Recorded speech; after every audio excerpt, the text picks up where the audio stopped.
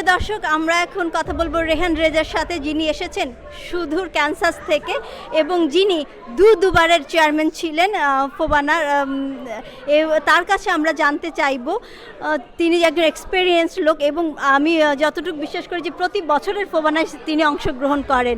তো তার এই প্রিভিয়াস এক্সপেরিয়েন্স থেকে এবারের ফোবানা যদি আপনি মূল্যায়ন করেন। ধন্যবাদ সাদিয়া। এবারের ফোবানা আমরা ওয়াশিংটনে 38th ফোবানা কনভেনশন করতে যাচ্ছি। কিছু তো ভুলকুটি আছে আমাদের, এবং আমি মনে করি যে ওভারঅল ইজ ভেরি সাকসেসফুল।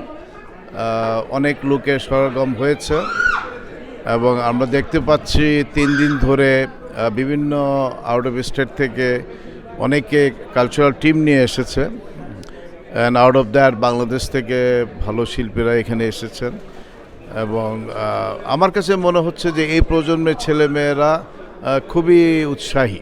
এবং আমাদের যে সেমিনারগুলি হলো, হয়তো তুমি জানবা যে আমি স্কলারশিপ কমিটিতে আছি দীর্ঘদিন, এবং এই বছর মেট্রো ওয়াশিংটনে আমরা 10 জুন হাই স্কুল গ্র্যাজুয়েট স্টুডেন্টদেরকে আমরা ফোবানা থেকে স্কলারশিপ দিলাম।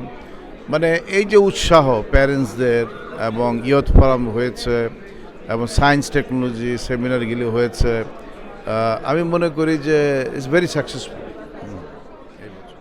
আপনি যখন এই অ্যাওয়ার্ডের কথা বললেনই, বা এটাকে কি বলে, যে স্কলারশিপের কথা বললেনই, এখানে আমি একটা জিনিস লক্ষ্য করেছি, এখানে একটা রুলস আছে যে 12 গ্রেডের পরে যে অ্যাপ্লাই করতে হয়।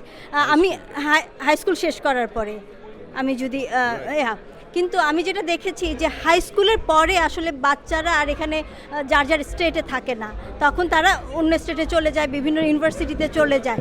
এটাকে কেন, মানে হাই স্কুলে থাকাকালীন কেন আপনারা অ্যাপ্রুভ করছেন না? আমরা হাই স্কুল গ্র্যাজুয়েট যাদের জিপিএ 3.5 অ্যান্ড ওভার, আমরা মনে করি যে হাই স্কুলের ছাত্রছাত্রীরা দে নিড মোর। একটা ছাত্র আমাদের যদি এই টাকাটা দিয়ে একটা ল্যাপটপ কিনে, তাহলে 4 বছর সে যখন আন্ডার গ্র্যাজুয়েট কোর্স কমপ্লিট করবে, তখন দেখা গেল যে সারা বছর সে এই ল্যাপটপটা ইউজ করতে পারছে।